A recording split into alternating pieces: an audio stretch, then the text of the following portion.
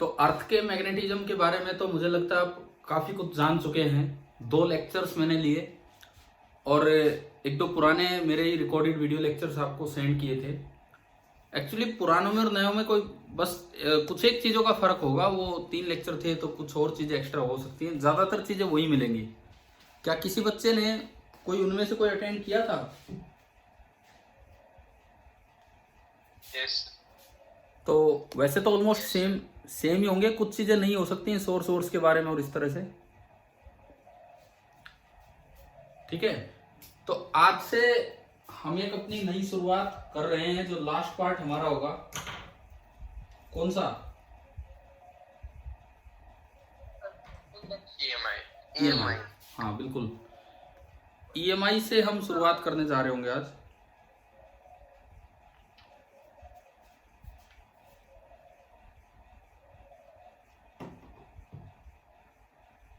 EMI की full form क्या होती है? Electromagnetic induction. एक कभी इलेक्ट्रोस्टैटिक इंडक्शन भी पढ़ा था आपने, वो क्या होता है बताओ?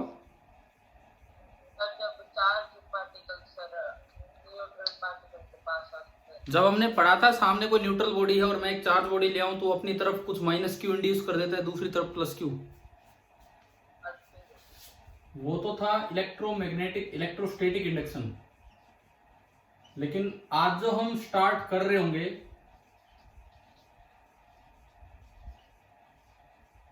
That is electromagnetic induction, in short जिसको हम बोल देते हैं ईएमआई। इन शॉर्ट इसको हम बोल देते हैं ईएमआई।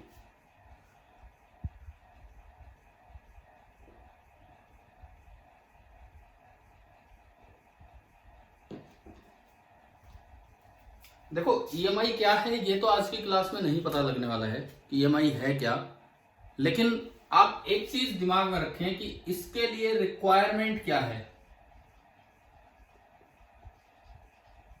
ईएमआई क्या है वो हमें नहीं पता है, लेकिन इसके लिए रिक्वायरमेंट क्या है वो चीज आप दिमाग में रखें। इसके लिए रिक्वायरमेंट है कि जो मैग्नेटिक फ्लक्स है, हम पढ़ेंगे ये क्या होता है। आज की पूरी क्लास मैग्नेटिक फ्लक्स पे ही है। Magnetic flux should very with time. क्या आपने इलेक्ट्रिक फ्लक्स जैसी चीज पढ़ी थी पीछे? एक बार बताओ मुझे याद नहीं है। क्या हमने कभी इलेक्ट्रिक फ्लक्स पढ़ा था क्या? इलेक्ट्रोस्टैटिक्स का जब पार्ट पढ़ाया गया उस समय? नो सर, नहीं पढ़ा। ठीक है, तो अभी दोनों ही चीजें देख लेते हैं, क्योंकि इलेक्ट्रिक फ्लक्स की 10th क्लास में जरूरत नहीं पड़ती है, बट मैग्नेटिक फ्लक्स की जरूरत पड़ती है क्योंकि ईएमआई में उसका यूज होगा। देखिए क्या था ये, सुनो। फ्लक्स पे आने से पहले मैं थोड़ी सी हिस्ट्री पे जाऊं। एक कोई चार्ज है एट रेस्ट, वो फैला देता है इलेक्ट्रिक फील्ड। इस बात का लगभग श्रेय जाता है कूलम को। कूलम ने दिए थे अपने लॉ वगैरह और इन सब के बारे में, कूलम ने बताया था। लेकिन अगर चार्ज मोशन में है तो वो अपने आसपास फैला देता है मैग्नेटिक फील्ड। ये बताने वाले साइंटिस्ट थे, ये पढ़ा है ना हमने इसी में। बाद में इस पे बेस्ड फिर 2 रूल आ गए, बीएसएल एसीएल पढ़ रखे हैं दोनों हमने। स्टैटिक चार्ज इलेक्ट्रोस्टैटिक फील्ड फैलाता है, मूविंग चार्ज मैग्नेटिक फील्ड फैलाता है। फिर एक एक्सीडेंटल डिस्कवरी हुई, कि अगर मैग्नेटिक फील्ड है और वो टाइम के साथ चेंज हो रहा है। ये ऐसे लिखने का क्या मतलब होता है? Function of time. तो टाइम के साथ चेंज हो रहा है तो वो एक और फील्ड फैला देता है, electric field. Charge at rest भी इलेक्ट्रिक फील्ड फैलाता है, magnetic field moving with varying with time वो भी इलेक्ट्रिक फील्ड फैलाता है। ये चीज इंडिपेंडेंटली 2 अलग अलग आदमियों ने अलग अलग देशों में, एक ने इंग्लैंड ने एक में अमेरिका में, ये डिस्कवर की थी। और इन 2 साइंटिस्ट के नाम हैं, एक है फैराडे और एक है हेनरी। और दरअसल ये जो नाम है, ये जो फिनोमिना है, इसी को हम क्या बोलते हैं, इलेक्ट्रोमैग्नेटिक इंडक्शन। और फिर बाद में ये पता लगा कि अगर इलेक्ट्रिक फील्ड टाइम के साथ चेंज होता है तो वो भी एक फील्ड फैला देता है। कौन सा? Magnetic field. ये बात बताई थी मैक्सवेल ने। ये इलेक्ट्रोमैग्नेटिज्म का इतिहास है। और अगर ये दोनों टाइम के साथ चेंज होते रहे तो ये जनरेट कर देते हैं इलेक्ट्रोमैग्नेटिक वेव, जिससे पूरी दुनिया आज चल रही है। तो बताओ, थोड़ी सी ये हिस्ट्री समझ आ रही है? क्या क्या बताया मैंने? Charge at rest electrostatic field फैलाएगा, कूलम ने बताया। Charge in motion magnetic field फैलाएगा, ये ऑस्टेड ने बताया था बाद में, बायसेवर लॉ और एम्पियर सर्किट लॉ आगे। मैग्नेटिक फील्ड अगर टाइम के साथ चेंज हो तो वो भी इलेक्ट्रिक फील्ड फैलाते हैं। फैराडे और हेनरी ने बताई थी बातें, इनको ईएमआई बोलते हैं, जो हम पढ़ेंगे। और अगर इलेक्ट्रिक फील्ड टाइम के साथ चेंज हो तो वो भी मैग्नेटिक फील्ड फैलाते हैं, ये मैक्सवेल ने बताया था। लेकिन ये हम क्लास 12th में ही पढ़ेंगे, ये 10th में नहीं पढ़ रहे।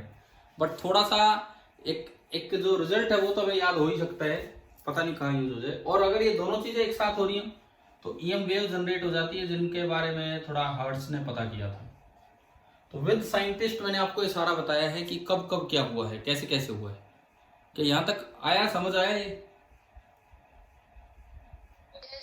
ठीक है। अब इसमें से हम जिस चीज पे फोकस करने वाले हैं वो ओनली कौन सा है? ईएमआई। और ईएमआई में भी बी टाइम के साथ चेंज होना हो, मुझे जो मेन चीज देखनी है, जो फेराडे ने लॉ बना के दिया। फेराडे ने कहा कि चाहे बी चेंज हो चाहे कुछ चेंज हो, अगर ये तो शुरुआत थी कि अगर बी टाइम के साथ चेंज हो रहा है तो ई फैला रहा है। लेकिन उन्होंने एक लॉ बना के दिया कि अगर मैग्नेटिक फ्लक्स टाइम के साथ चेंज हो रहा है, तो वो किसी तरीके से कैसे, मतलब वो क्या करेगा वो हम बाद में देखेंगे, ई कैसे फैलाएगा। तो लेकिन आज की क्लास में जो हमारा टॉपिक रहेगा, क्योंकि कल से फिर ईएमआई स्टार्ट हो जाएगा, तो आज के लिए हमारा ओनली एंड ओनली टॉपिक क्या रहेगा? Magnetic flux. और बिल्कुल सेम ही ऐसा इलेक्ट्रिक फ्लक्स है, तो दोनों टॉपिक साथ साथ कवर हो जाएंगे। ठीक है, आप ये नोट कर लीजिए। कर लिए क्या ये 4-5 चीजें नोट?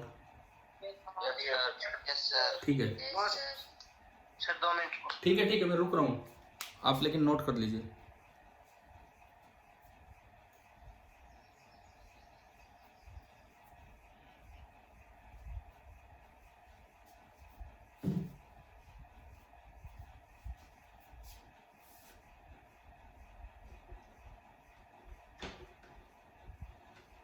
सर स्क्रीन ब्लर है।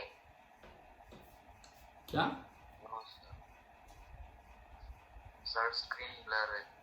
स्क्रीन? क्या स्क्रीन? सभी और बच्चे बताओ यार, क्या ब्लरी आ रही है क्या? नो सर, क्लियर है। ठीक है। सर बीएसएल और क्लियर है सर। हाँ, बीएसएल और एसीएल तो मतलब ये मतलब पढ़ा तो रखे हैं आपको।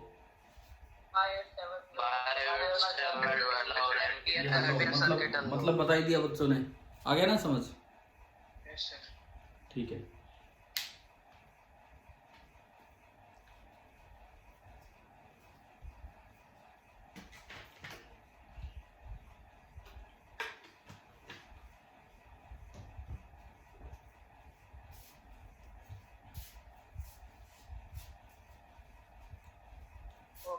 हो गए? ठीक है।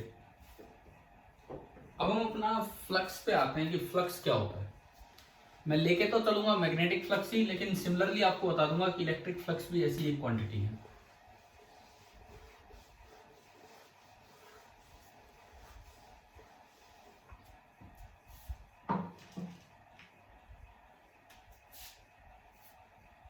देखो, ये जो मैग्नेटिक फ्लक्स है इसके बारे में ही हम अभी देख रहे होंगे। तो नेक्स्ट हेडिंग आप ये डाल दीजिए,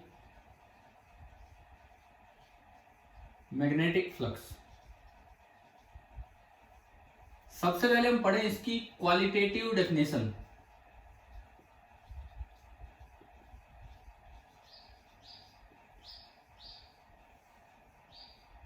सबसे पहले हम ये जाने कि इसकी क्वालिटेटिव डेफिनेशन क्या है। मैग्नेटिक फ्लक्स की क्वालिटेटिव डेफिनेशन, इसको हम समझे। क्वालिटेटिव डेफिनेशन का ये मतलब होता है कि आप ये नहीं बता सकते कि फ्लक्स कितना है, आप ये बता सकते हैं जीरो है कि नॉन जीरो है, या आप कंपेयर कर सकते हैं कि कम है या ज्यादा है। ये मतलब होता है क्वालिटेटिव डेफिनेशन का। जैसे मान लो मैं एक उदाहरण से, एक एग्जांपल से दूंगा आपको। वैसे इसका मतलब है कि इट रिप्रेजेंट्स, मतलब फ्लक्स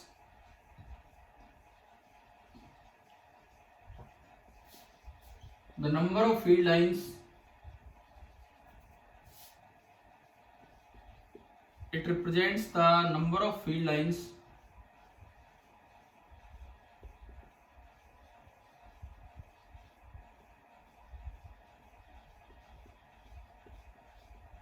क्रॉसिंग एनी सरफेस। किसी सरफेस पे कितनी फील्ड लाइंस हैं क्रॉस करके जा रही है। अब वो अगर इलेक्ट्रिक फील्ड लाइंस है तो वो इलेक्ट्रिक फ्लक्स होगा, मैग्नेटिक फील्ड लाइंस है तो वो मैग्नेटिक फ्लक्स होगा। देखते हैं, हम एक एग्जांपल बना के इसे समझते हैं। जैसे मान लीजिए कि मैंने दो सरफेस बनाई। सबसे पहले तो मैं जीरो नॉन जीरो वाली बात देता हूं। एक ये सरफेस है और एक ये सरफेस है। देखो फील्ड लाइंस ऐसे हैं,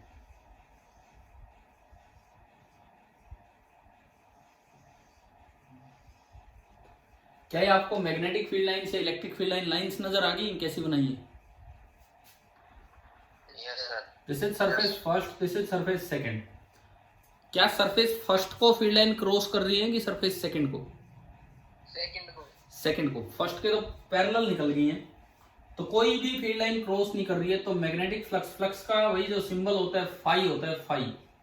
कई बार नीचे बी भी लगा देते हैं मैग्नेटिक फील्ड के लिए कि मैग्नेटिक फ्लक्स है, ई लगा देते हैं इलेक्ट्रिक फ्लक्स के लिए। हम तो खाली फाई यूज कर रहे हैं। तो फाई थ्रू फर्स्ट तो कितना होगा? जीरो। लेकिन सेकंड में से तो लाइंस जा रही हैं, तो फाई थ्रू सेकंड जो होगा वो नॉन जीरो। तो बताओ ये क्वालिटेटिव डेफिनेशन क्या काम आ रही है? समझ आ रहा है ये? ठीक है। या फिर मान लो कहीं से कोई फील्ड लाइंस चल रही है ऐसे,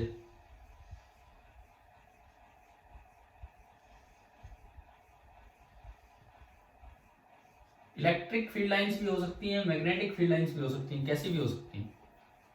मैंने दो इक्वल इक्वल से एरिया लिए,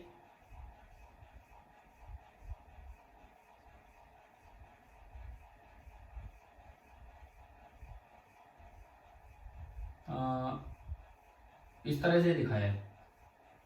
मतलब ये लाइनें यूं हैं,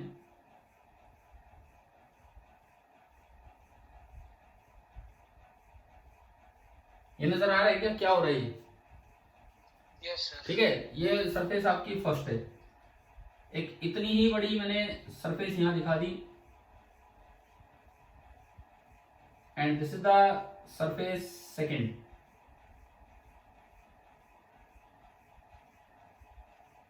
ठीक है, ये इसको क्रॉस करके निकल रही है यूं। अब आप बताओ, इन दोनों को कंपेयर करके बताओ कि किस में से ज्यादा लाइंस क्रॉस करके जा रही है।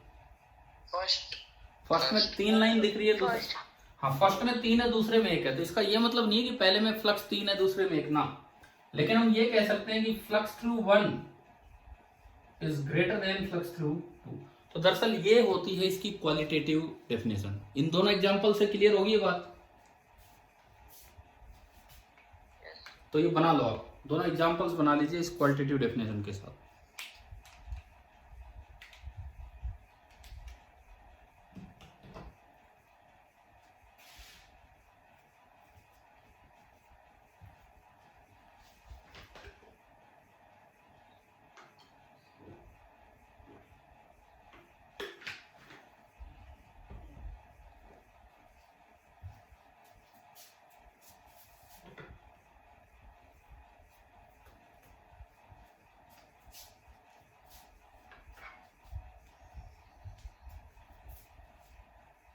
लेकिन इन डेफिनेशंस में ये नहीं पता लग रहा कि फर्स्ट में फ्लक्स कितना है और सेकंड में फ्लक्स कितना है।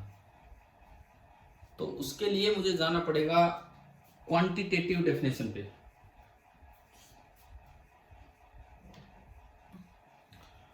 हो गया, बना दिया? Yes. तो अब हमारा आता है now quantitative definition.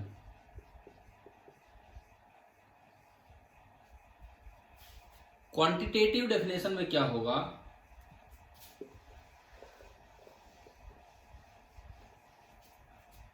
It is the surface integral of B. अब अगर इलेक्ट्रिक की बात करें तो ई और मैग्नेटिक की बात करें तो बी। अब ये सरफेस इंटीग्रल क्या है उस पर चलते हैं।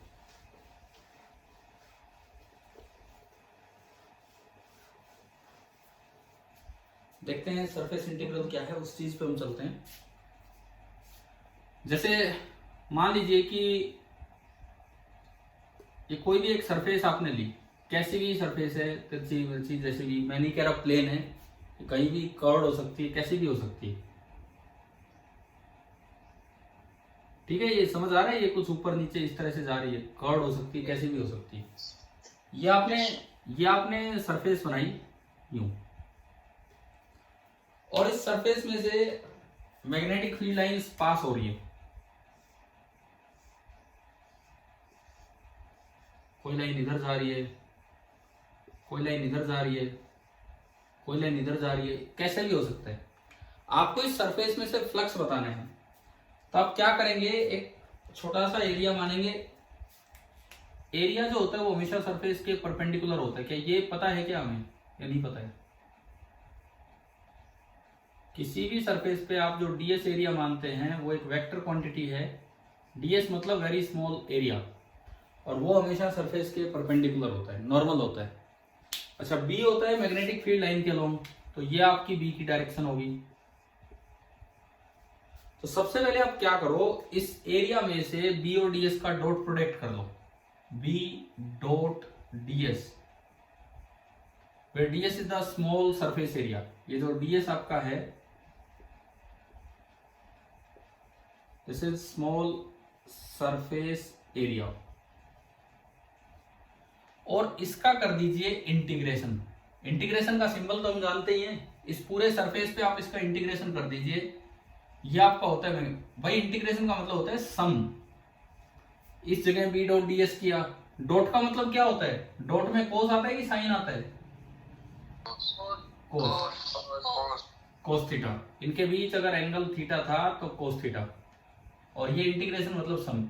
मतलब इसका मतलब ये है कि इस सरफेस पे हर जगह B dot ds, B dot ds, B dot ds करके उन सबको जोड़ दो, ये आपका होगा मैग्नेटिक फ्लक्स। और ये एक स्केलर क्वांटिटी है, क्योंकि डॉट प्रोडक्ट हमेशा एक स्केलर रिजल्ट देता है, क्रॉस प्रोडक्ट की डायरेक्शन होती है। तो फ्लक्स एक वेक्टर क्वांटिटी नहीं है, फ्लक्स आपका एक स्केलर क्वांटिटी है। इस बात का आपको ध्यान रखना चाहिए, फ्लक्स वेक्टर नहीं है, फ्लक्स एक सिंपल स्केलर क्वांटिटी है। समझ आया यहां तक? ठीक है, लेकिन हमें करना ही नहीं इंटीग्रेशन। इंटीग्रेशन को तो हम अवॉइड ही करते हैं 10th क्लास में। तो हमारे लिए जो काम की चीज है that is the special case. हम लोग 10th में तो इंटीग्रेशन करेंगे नहीं इतना, तो हम एक स्पेशल केस पे जाएंगे। स्पेशल केस कौन सा, कि if B is uniform, uniform का मतलब है सेम एट एवरी पोजीशन। यहां यूनिफॉर्म का मतलब है कि हर पोजीशन पे जो बी है वो बिल्कुल सेम है। And surface is 2D। 2D का मतलब है कि कैसी सरफेस है, ये आपको ये दिख रही है, ये तो यूं है, ये कुछ, हाँ ये यूं नजर आ रहा है, ये तो कुछ ऐसी बना रखी है हमने।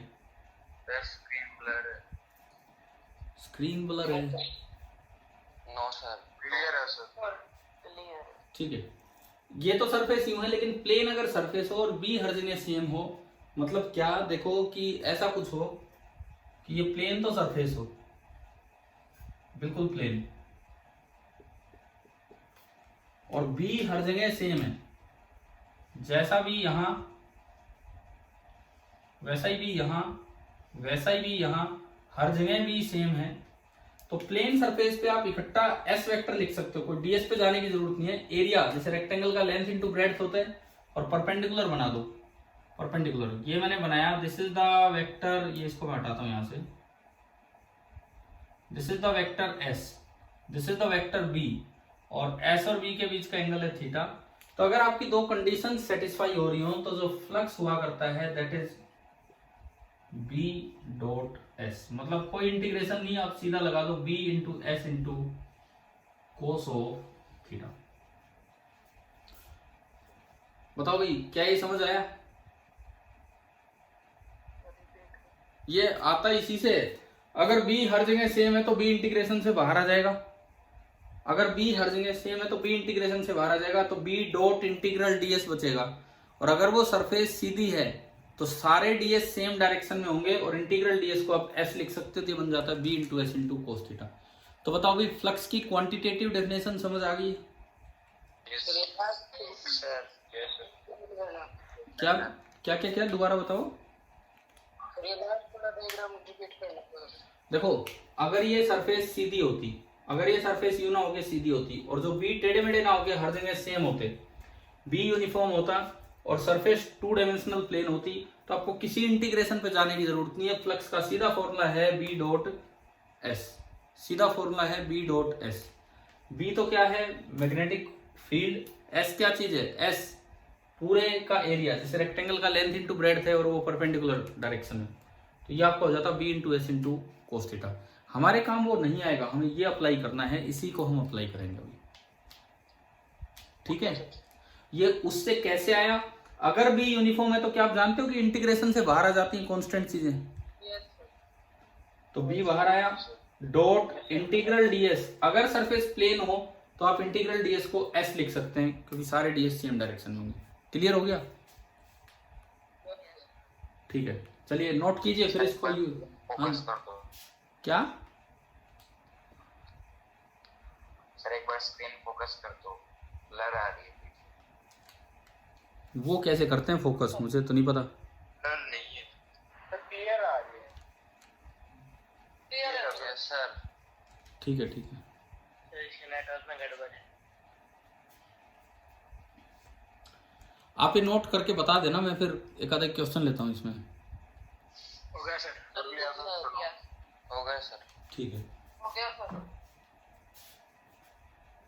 सभी का हो गया है ना? मैं मिटा रहा हूँ ये। Yes sir.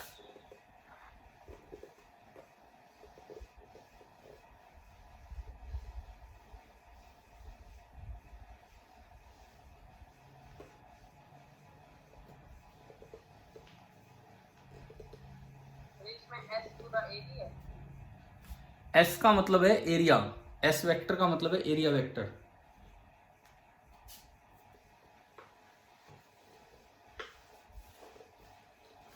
देखो सवाल में ही हम सीख लेंगे कि इलेक्ट्रिक फ्लक्स क्या है और मैग्नेटिक फ्लक्स क्या है, तो सवाल के थ्रू ही हम सीखेंगे।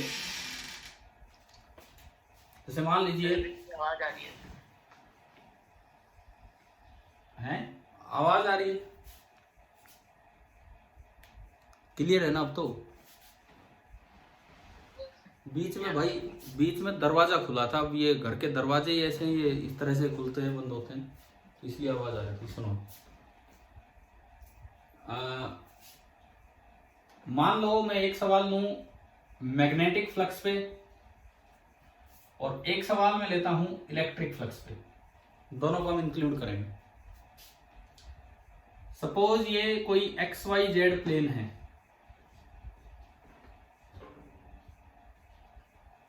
X y z axis system है, प्लेन तो या तो एक्स वाई हो गया वाई जेड हो गया। ये यहां भी मैंने एक्स वाई जेड इस तरह से मान लिया। इसमें एक सरफेस दी है, एरिया यूं है, ये साइड है बी और ये साइड है सी, और इसमें एक एरिया यूं है, यूं, ये साइड बी है और ये साइड सी है। दो रेक्टेंगुलर सरफेसेज आपको नजर आ रही है, रेक्टेंगल। यस सर, आ रही है। ठीक है, अब एक मैग्नेटिक फील्ड, एक में इलेक्ट्रिक फील्ड, वो लगाते हैं। इस इलाके में दिया गया है कि जो बी है,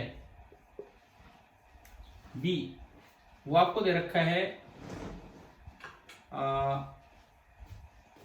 ए आई कैप, क्या यूनिट पे आएंगे अभी। इस सवाल में मैं यूनिट की जरूरत ही नहीं दे रहा हूं, बिकॉज हम न्यूमेरिकल वैल्यू नहीं ले रहे हैं। इसके जस्ट बाद हम यूनिट पे आएंगे। मान लो ये दे रखा है a i cap plus d j cap plus e k cap. ये आपको बी दे रखा है a i cap plus d j cap plus e k cap. और इस सवाल में जो ई दे रखा है, ई, फिर से मैं ऐसा ही मान लेता हूं, a i cap plus d j cap plus e k cap. बताओ एक बार कि आपको ये विजिबल है, नजर आ रहे हैं क्लियरली? यस। ठीक है, अब देखिए, क्या ये सरफेस प्लेन है, रेक्टेंगुलर सरफेस? Yes sir. अच्छा, दोनों ही सवालों में ये गिवन है कि ए बी सी डी और ई ये कॉन्स्टेंट्स हैं। हमें ये दिया हुआ है कि ए बी सी डी और ई कांस्टेंट है, ये हमें मेंशन है। तो पहले तो आप ये बताओ, क्या ये बी पूरा कांस्टेंट है कि वेरिएबल है? बी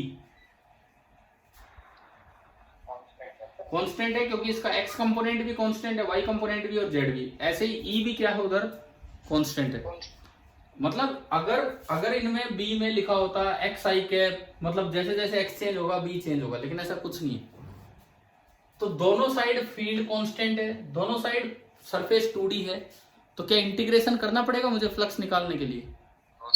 नहीं, तो डायरेक्ट फ्लक्स निकलेगा। यहां तो निकलेगा मैग्नेटिक फ्लक्स और यहां पे निकलेगा आपका इलेक्ट्रिक फ्लक्स। तो मैग्नेटिक फ्लक्स तो होगा B dot S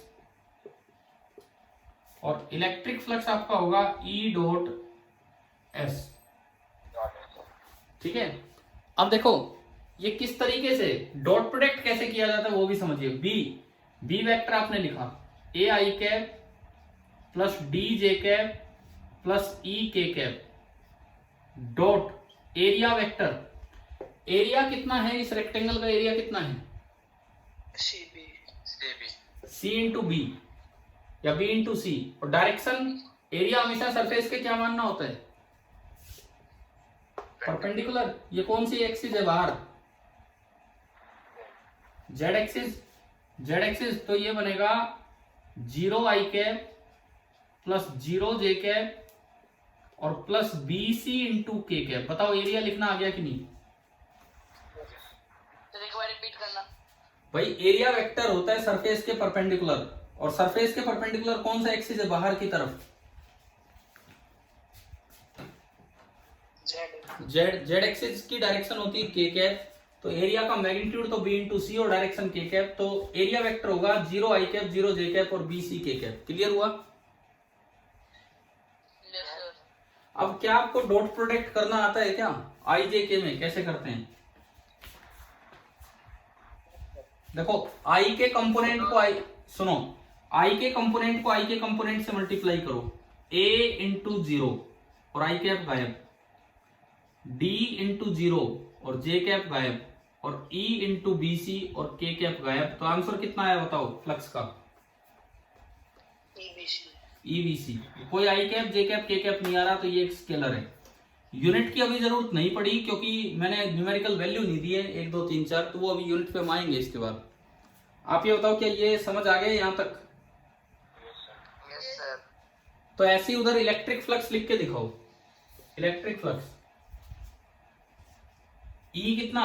E vector a i cap plus d j cap plus e k cap dot area. बताओ ये एरिया किधर है? परपेंडिकुलर कौन सा एक्सिस है? तो 0 i cap plus b c j cap plus 0 k cap. तो ये बनेगा dot a into 0 b into b c e into 0। तो ये ओनली कितना आया? डीबीसी। और ये भी एक स्केलर है। तब आप बताओ कि आपको फ्लक्स निकालने आ गए हैं, इलेक्ट्रिक और मैग्नेटिक फ्लक्स। ठीक है, नोट कर लीजिए इसको। सर एरिया में किसके परपेंडिकुलर होता है, सरफेस के या मैग्नेटिक फील्ड के? सरफेस के, मैग्नेटिक फील्ड से कोई लेना देना नहीं है, सरफेस के परपेंडिकुलर होते हैं ये सर। सर तो इसमें मैग्नेटिक फील्ड और एरिया के थीटा तो उसका रखना था। क्यों रखना था, मैं वही तो कह रहा हूँ। देखो अगर आपको थीटा कहाँ पता है, ये मैग्नेटिक फील्ड पता नहीं कौन सी डायरेक्शन में, उसका एक्स एक्सिस में कंपोनेंट ए है, वाई में डी है, जेड में ई है, तो ये मैग्नेटिक फील्ड तो टेढ़ा मेढ़ा है कहीं, समझ आ रहा है? मैग्नेटिक फील्ड तो टेढ़ा मेढ़ा है और एरिया बाहर है, मैं कहां से निकाल के लाऊं ये थीटा, ये को दे ही नहीं रखा हमें। तो ऐसे में क्या होता है, अगर आपको आई कैप जे कैप के कैप में लिखना आता है तो डॉट प्रोडक्ट डायरेक्टली ऐसे निकलता है, उसमें अपने आप थीटा शामिल हो गए।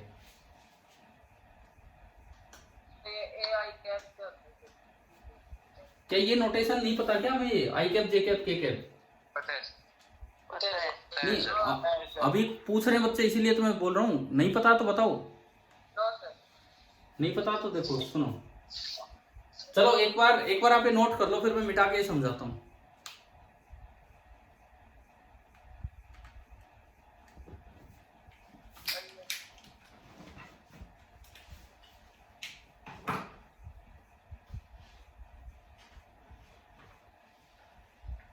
हाँ भाई हो गया।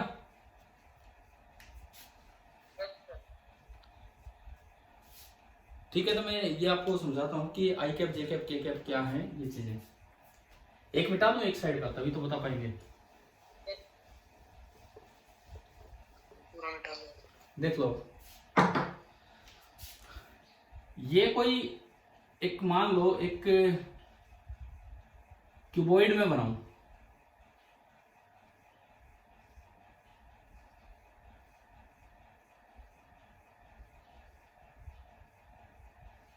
सपोज मैंने एक क्यूबॉइड बना दिया है ना, क्यूबॉइड नजर आ रहा है, इसकी एक लेंथ है L, इसकी ब्रेड्थ है B और इसकी हाइट है H, ये है। मान लो ये पॉइंट है ओरिजिन 0 0 0 और ये पॉइंट सबसे बाहर होगा हवा में, सबसे बाहर बॉडी डायगोनल पे, तो इसके कोऑर्डिनेट्स बनेंगे L, B, H, है ना। अब इसको एक बताने का एक आसान तरीका होता है, भाई आपने ये ओरिजिन माना है, let this be the x axis, let this be the y axis, मैं तीन परपेंडिकुलर डायरेक्शंस को ऐसे एक्स वाई जेड मान सकता हूं, late this be the Z axis. ठीक है, अब सुनो, यहां तक पहुंचने का मेरा तरीका क्या है, यहां तक पहुंचने का मेरा तरीका यह है कि मैं एक तो डायरेक्ट बॉडी डायगोनल वाला वेक्टर बना दूं, let this vector be vector r. हाँ भाई समझ आए, ये जैसे कमरे के बीचों बीच गया ये वेक्टर। या फिर दूसरा तरीका, आप पहले इधर जाओ, दूसरा तरीका आप पहले इधर जाओ, कितना चल के जाना होगा इधर, L, किस डायरेक्शन में चल के गए हो, एक्स एक्सिस, एक्स एक्सिस की जो डायरेक्शन होती है, एक्स एक्सिस की जो डायरेक्शन होती है उसको अक्सर हम रिप्रेजेंट करते हैं आई कैप से, यूनिट वेक्टर, कि अगर मैं एक्स में 1 चला हूं तो आई कैप चला हूं, 2 चला हूं तो 2 आई कैप, 3 चला हूं तो 3 आई कैप, तो L चला हूं तो कितना चला हूं, L आई कैप। फिर आप चलो वाई में, वाई की डायरेक्शन को अक्सर हम बोलते हैं जे कैप, 1 चला हूं तो जे कैप, 2 तो 2 जे कैप, कितने चले हम, एच चले, एच जे कैप। और फिर आप चलो बाहर जेड के पैरेलल, जेड की डायरेक्शन होती है के कैप, यूनिट वेक्टर बोलते हैं इन्हें, तो इधर चले बी, तो ये कितना हो गया बी के कैप। तो इसके जो कोऑर्डिनेट्स है ना, इसके कोऑर्डिनेट, एक्स कोऑर्डिनेट तो L है, वाई कोऑर्डिनेट H है और जेड कोऑर्डिनेट कितना है B। तो इन तीनों ने मिलके मुझे वहां पहुंचा दिया जहां अकेला R पहुंचा रहा है, तो मैं R को लिख सकता हूं L आई कैप प्लस H जे कैप प्लस B के कैप। ये समझ आ रहा है? Yes sir. तो ये भाई ये नोटेशन होती है। अब वो जो आपको B दिया था A I cap plus D J cap plus E के कैप, तो वो तो कोई टेढ़ा मेढ़ा था, मुझे क्या पता वो किस तरह घूम के जाना है, लेकिन मुझे उसके अलग अलग कंपोनेंट्स पता है। समझ आया? दूसरी बात, दो वेक्टर्स का आप डॉट प्रोडक्ट करते हो, ए डॉट बी।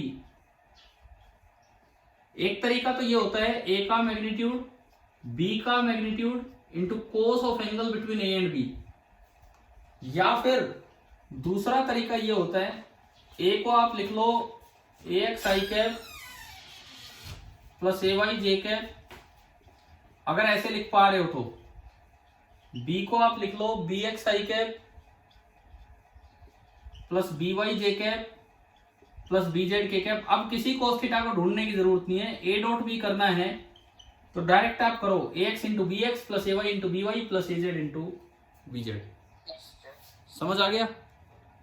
यस ठीक है, ये आपका होता है डॉट प्रोडक्ट। अब चलिए इसके बाद हम आगे देखते हैं। इसके बाद हम आगे बढ़ते हैं कि इसकी यूनिट्स के बारे में चर्चा करते हैं थोड़ी सी, कि यूनिट क्या होंगी फ्लक्स की, इलेक्ट्रिक फ्लक्स की भी और मैग्नेटिक फ्लक्स की भी। हम दोनों की ही यूनिट्स देख रहे होंगे। तो नेक्स्ट हेडिंग आप ये डाल दीजिए, यूनिट्स ऑफ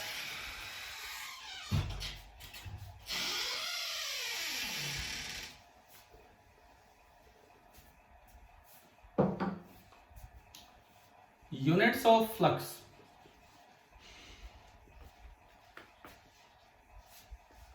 पहले मैं बात करूं इलेक्ट्रिक फ्लक्स की, तो भाई वो होता है ई डॉट एस। ई की यूनिट क्या होती है? वीडियो पॉज वीडियो तो आ रही होगी। आ रही है सर। ई की यूनिट क्या होती है बताओ?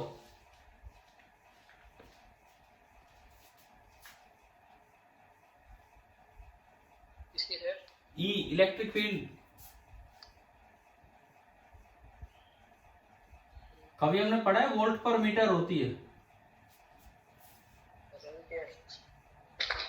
ई की यूनिट हुआ करती है वोल्ट पर मीटर, और वैसे न्यूटन पर कूलम भी होती है, वोल्ट पर मीटर भी होती है, और एरिया की यूनिट होती है मीटर स्क्वायर, और कोस थीटा की कोई यूनिट होती नहीं है। यानी कि इलेक्ट्रिक फ्लक्स की यूनिट क्या आ गई मेरे पास? Volt into volt meter. ठीक है। अगर मैं बात करूं मैग्नेटिक फ्लक्स की, तो वहां पे आपका होता है बी डॉट एस। बी की यूनिट बताओ, एस आई यूनिट क्या है? Tesla Tesla. So this is 1 Tesla. और एरिया की यूनिट मीटर स्क्वायर। तो टेस्ला मीटर स्क्वायर। ये एक नए नाम दिया गया है साइंटिस्ट के नाम पे, वेबर। छोटा डब्ल्यू लिखना, अगर पूरा लिखे तो सिंबल है कैपिटल डब्ल्यू और small b, weber. Magnetic flux की एसआई यूनिट होती है वेबर। यह आप ध्यान रखिए, SI unit is 1 weber. Magnetic flux की हम पढ़ रहे हैं, हम ई पे ज्यादा नहीं जा रहे हैं, तो ये इसकी एसआई यूनिट होती है।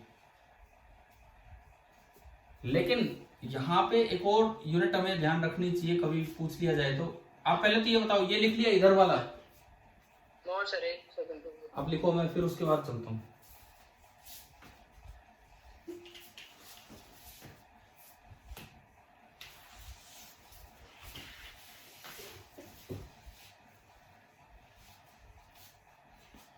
एक मिनट, प्रदीप खराब उछाल रही है।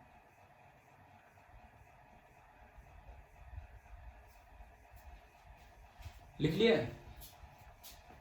Yes sir.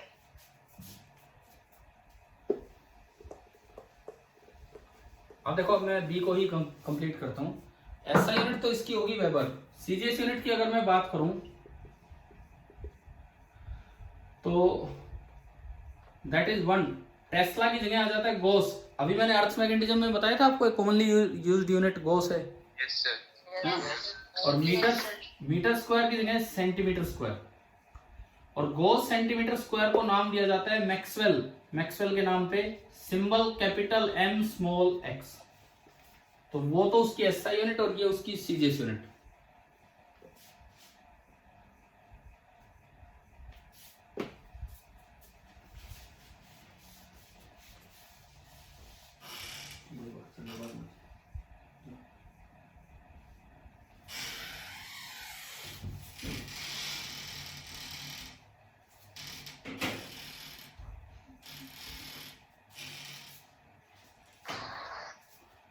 अब आप ये बताओ इनमें रिलेशन क्या होगा वेबर और मैक्सवेल में?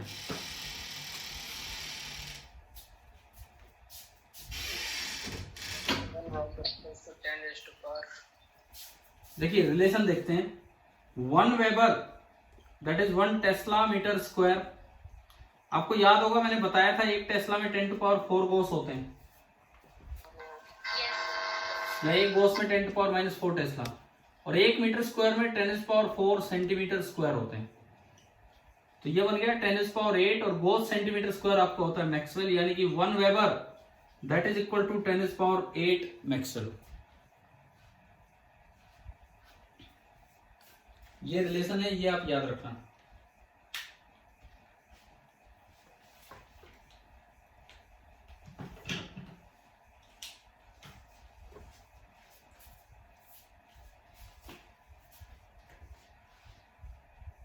हो गया नोट? Yes sir.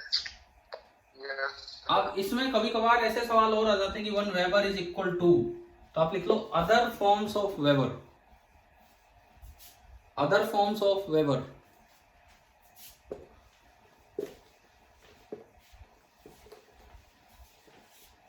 वेबर की कुछ और फॉर्म्स हम देख रहे होंगे। 1 वेबर, ये हमने एक फॉर्म तो पढ़ ली, tesla into metre square. This is also same as joule upon ampere. This is also same as volt into second. कैसे मैं अभी बता रहा हूं, पर आप ये 3 फॉर्म लिख लीजिए।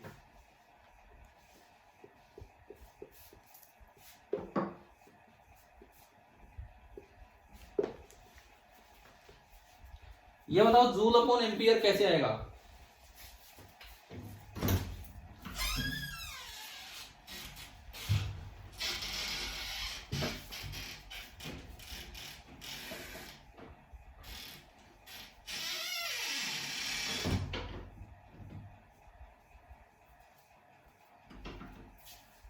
तो जूल अपॉन एम्पियर कैसे आएगा, किस तरीके से हम सोचें?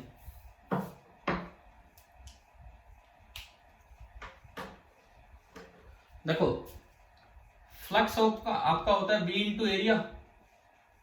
cos थीटा की तो कोई यूनिट होती नहीं है। लॉरेंट फोर्स से मैं बी को लिख सकता हूं F upon q v. Yes sir. F बराबर क्यू वी और इंटू एरिया।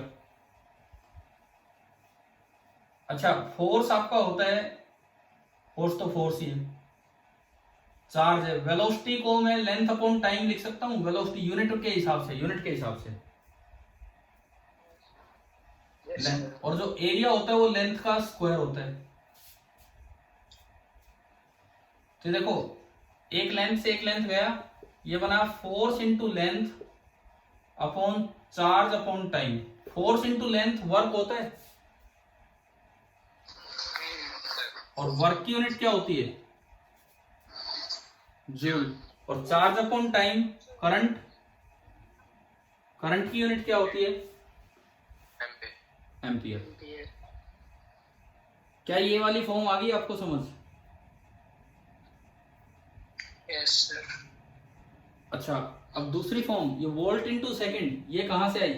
ये भी यहीं से बन जाएगी, वोल्ट इंटू सेकेंड।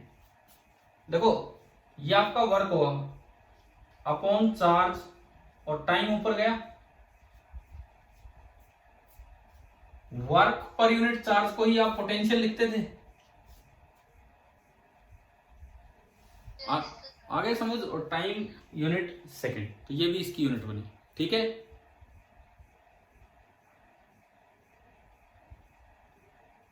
अब कभी ये match the column type option बना दें तो वोल्ट सेकंड किसकी यूनिट है और वोल्ट मीटर किसकी यूनिट है? वोल्ट सेकंड ना किसकी यूनिट है, किस क्वांटिटी की? Magnetic flux. और वोल्ट मीटर इलेक्ट्रिक फ्लक्स। चलिए यूनिट्स वाला मामला आ गया समझ।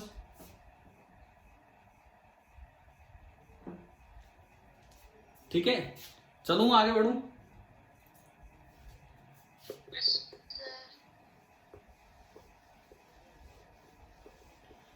अब हम इस चीज पे आते हैं कि ईएमआई करवाने के लिए magnetic flux should very with time. तो अब कुछ ऐसे फ्लक्स पढ़ेंगे जो टाइम के साथ वेरी करे। तो हमारा नेक्स्ट टॉपिक होगा magnetic flux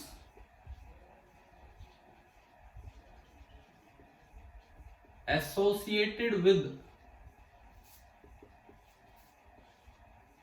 a moving wire.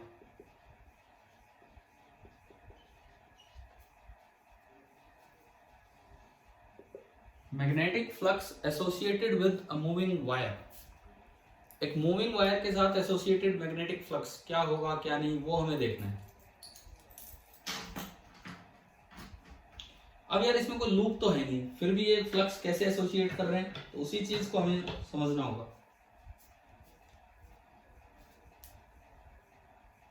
मान लो जैसे इस इलाके में कोई आपको मैग्नेटिक फील्ड लगा के दे रखा है अंदर की तरफ।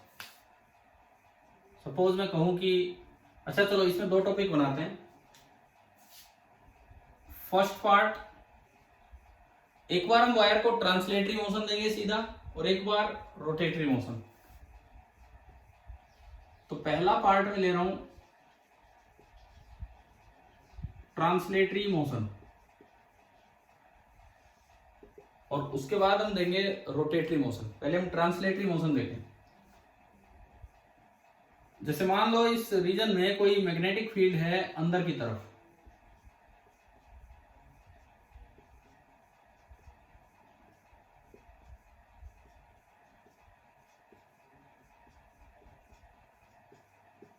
इस तरह से, और यहां पे कोई एक वायर है, ये मान लो वो वायर है, इस वायर की लेंथ है L, और वो एक v स्पीड से, कांस्टेंट स्पीड से आगे बढ़ रही है। और इस इलाके में ये जो B दिया गया है ये यूनिफॉर्म है, B दिया गया है वो यूनिफॉर्म है। लेट t इक्वल टू 0 पे वायर यहां थी, t इक्वल टू 0 पे वायर यहां थी, और हमें बताना है flux associated with wire at time t। Flux associated with wire at time t। तो अब आप यूं बताओ, क्या एक वायर से कोई एरिया बनेगा? क्या कोई लूप है क्या यहाँ कि एरिया हो जाए? नहीं बनेगा। फिर भी ये इसका क्या मतलब है? इसका ये मतलब होता है, इसका मतलब होता है number of field lines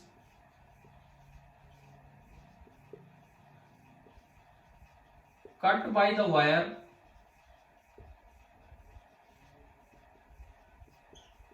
in time t। कितनी फील्ड लाइंस वायर ने कट की होंगी t टाइम में। अब यार ऐसे कौन गिन लेगा? हाँ ये तो हम बता सकते हैं कि t टाइम में वायर कितना आगे आगे होगी, बताओ।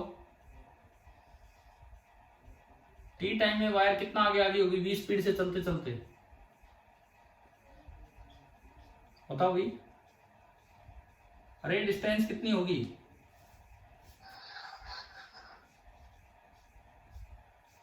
अगर कोई चीज यूनिफॉर्म स्पीड से चलता है तो डिस्टेंस कवर्ड कितनी हो जाएगी? Speed into time, v into T. इसमें कोई डाउट? ये तो हो गया ना। अब ये भी मैं कैसे गिनूं, मुझे क्या पता कितनी लाइन है बीच में। तो इसको निकालने का तरीका क्या है वो सुनिए। इसको निकालने का तरीका क्या है, आप ये देखो, क्या यहां से यहां इसने कोई एरिया कवर किया है? yes. तो इसको एक लूप मान लो, ये एरिया कितना है, और उसमें आप लगा दो b डॉट s, यानी कि ये जो फ्लक्स बनेगा magnetic flux b dot s, b perpendicular to the plane है। एरिया कितना है? ये एरिया, लेंथ तो l और ब्रेड्थ कितनी? vt। तो ये lvt हो गया। और जब b परपेंडिकुलर है, एरिया वैसे ही परपेंडिकुलर होता है सरफेस के, दोनों ही परपेंडिकुलर है तो दोनों पैरेलल हो गए, तो cos 0 डिग्री। यानी कि ये मैग्नेटिक फ्लक्स कितना निकल के आया? BLV into T. आप बताओ क्या ट्रांसलेटरी मोशन के साथ आपको फ्लक्स लिखना आ गया? कैसे लिखते हैं? और एक और खास बात, क्या ये फ्लक्स वेरी कर रहे हैं क्या टाइम के साथ, ये देख के बताओ। Yes into t, Yes, sir. It is coming as a function of t, तो ये काम आएगा ईएमआई में, अगली क्लास में काम आएगा। चलो ये आप पहला नोट करो ट्रांसलेटरी मोशन, फिर मैं दूसरा करवाऊंगा आज का आखिरी काम रोटेटरी मोशन। ये नोट इस तरीके करवाना। देखिए, ये एक वायर थी, एक सिंगल वायर थी, यहाँ पे एक सिंगल वायर थी, लेकिन अंदर की तरफ मैग्नेटिक फील्ड लाइंस थी। तो अगर एक वायर चलती है तो वो भी कुछ फील्ड लाइंस को कट करते हुए जा रही है, क्यों जा रही है कट करते हुए, दिख रहा है ना ये। तो अगर पूछा जाए कि वायर के साथ कितना फ्लक्स एसोसिएट हो चुका है टी टाइम तक, तो उसका मतलब है कि 0 से टी टाइम तक वायर ने कितनी फील्ड लाइंस कट कर दी हैं। अब वो कट कितनी कर दी है काउंट तो हो नहीं सकता है, तो उसको निकालने का तरीका होता है कि इसने टी टाइम में जो एरिया कवर किया वो एस वेक्टर बना लो, बी वेक्टर आपको दे रखा और बी डॉट एस कर दो, वो ये होगा। कैसे किया, बी दे रखा था, डिस्टेंस इसने वीटी चली, लेंथ इसकी एल थी, तो एरिया कवर्ड हो गया एलवीटी। एरिया होता है सरफेस के परपेंडिकुलर, बी भी परपेंडिकुलर है, तो एंगल 0 डिग्री cos 0 1, तो ये आपका फ्लक्स है और ये टाइम के साथ चेंज हो रहा है, तो ये ईएमआई में काम आएगा। सर ये 0 डिग्री दोबारा बताना। बी बताओ, बी किधर है, बी क्रॉस लगा रखे हैं मैंने, क्रॉस मतलब इनवर्ड, तो सरफेस के परपेंडिकुलर हो गए बी, यस और जो एरिया होता है वो भी सरफेस के परपेंडिकुलर होता है, तो दोनों पैरेलल हो गए, तो एंगल कितना हो गया 0। 0 कोई 180 भी ले सकता था, उसमें कोई फर्क नहीं पड़ता, लेकिन फिर वो फालतू में माइनस बनता, तो हमने इसको 0 ले लिया। चले हम आगे बढ़े। Yes sir. Yes sir note हो गया है ना ये सभी का। Yes sir. तो जो नंबर सेकंड आपका आता है दैट इज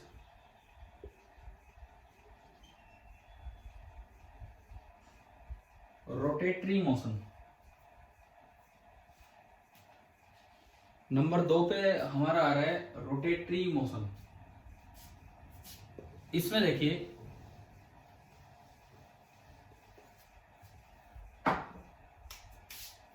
फिर से हमने बी लगाया अंदर की तरफ, यूनिफॉर्म बी है,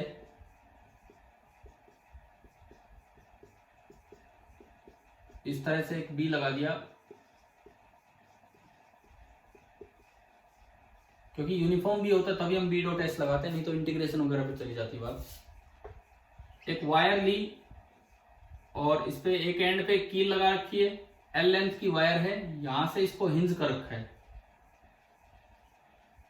इस एंड पे, और ये घूम रही है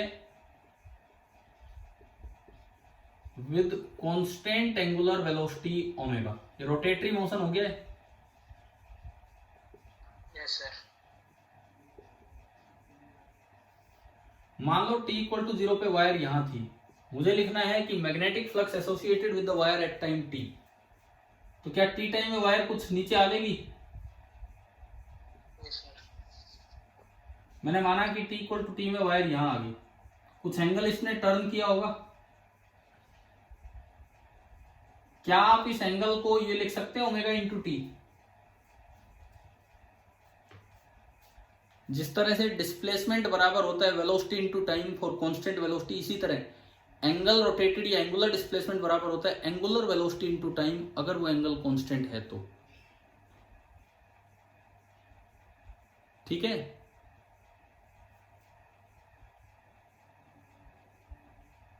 हाँ भाई समझ आया। एंगुलर डिस्प्लेसमेंट बराबर एंगुलर वेलोसिटी इनटू टाइम, अगर एंगुलर वेलोसिटी कांस्टेंट होती है तो। क्या थीटा आ गया क्या समझ, कैसे लिखा हमने? Yes sir. अब देखो, flux associated with the wire at time t, this is the number of field lines cut by the wire in time t। अब लाइन तो काउंट कर नहीं सकते, तो अगेन आपको क्या करना होगा, b डॉट s, क्योंकि b यूनिफॉर्म है और ये एरिया प्लेन बन रहा है, b डॉट s। अब आप बस ये बता दो, b परपेंडिकुलर है सरफेस के, एरिया भी परपेंडिकुलर होता ही है, तो एंगल तो कितना रहेगा इनके बीच का? 0। भाई ये बता दो, ये एरिया ऑफ सेक्टर का क्या फॉर्मूला होता है? क्या हमने पढ़ा है? हाफ इंटू रेडियस का स्क्वायर इंटू सेंट्रल एंगल। देखो बड़ा सिंपल है, बड़ा सिंपल है। अगर पूरा एंगल 2 पाई होता तो एरिया कंप्लीट सर्कल का कितना होता है? Yes sir pi R square. Unit angle होता तो एरिया कितना होता है? Pi R square upon 2 pi. और थीटा एंगल होने पे एरिया कितना होता है? Half into R square into theta. समझ आया क्या? सर तो ये जो एरिया बनेगा हाफ इंटू आर तो लेंथ है एल और थीटा कितना है? Omega T. तो मैंने उसमें रखा half L square omega T. तो अगर आप ये देखोगे तो ये फ्लक्स आएगा half B omega L square into T. तो क्या ये फ्लक्स भी टाइम के साथ चेंज हो रहा है कि नहीं? यस सर तो ये इस तरह के फ्लक्स हमारे काम आने वाले हैं मैग्नेटिक इंडक्शन में, इलेक्ट्रोमैग्नेटिक इंडक्शन में। इसमें बता दो कोई डाउट हो तो, ये कैसे लिखा हमने? नो सर तो इसका मतलब आज हमने मैग्नेटिक फ्लक्स पूरा पढ़ लिया। अब बताओ ये सभी को क्लियर है? रिपीट कर दो रिपीट करने को ये है कि बस ये एरिया चेंज हुए। एरिया ऑफ सेक्टर का फॉर्मूला होता है half into R square into theta. कैसे हुआ ये मैंने यहां बताया यूनिटरी मेथड से। तो half into L, R radius इसका एल है और थीटा है ओमेगा टी। बस मैंने वो उसमें रखा जो पिछली बार एल वी टी था उसकी जगह हाफ एल स्क्वायर ओमेगा है। तो इस बार जो फ्लक्स आया वो आया half B omega L square into T. पिछली बार आया था B L V into T. तो दोनों बार ये टाइम के फंक्शन के रूप में आ गया। अब बताओ क्लियर है कि नहीं? यस तो मैग्नेटिक फ्लक्स जितना हमें पढ़ना चाहिए था हमने पढ़ लिया। क्या क्लियर हो गया है मैग्नेटिक फ्लक्स क्या है क्या नहीं? यस ठीक है, इससे आगे हम कल ईएमआई स्टार्ट करते हैं अपना। आज ईएमआई की शुरुआत ही थी लेकिन एक पूरा लेक्चर गया मैग्नेटिक फ्लक्स पे। कोई डाउट है आज की क्लास में तो अभी बोलिए, नहीं तो हम कल पढ़ेंगे फिर। ठीक है, नो सर। चलिए ठीक है, बाय।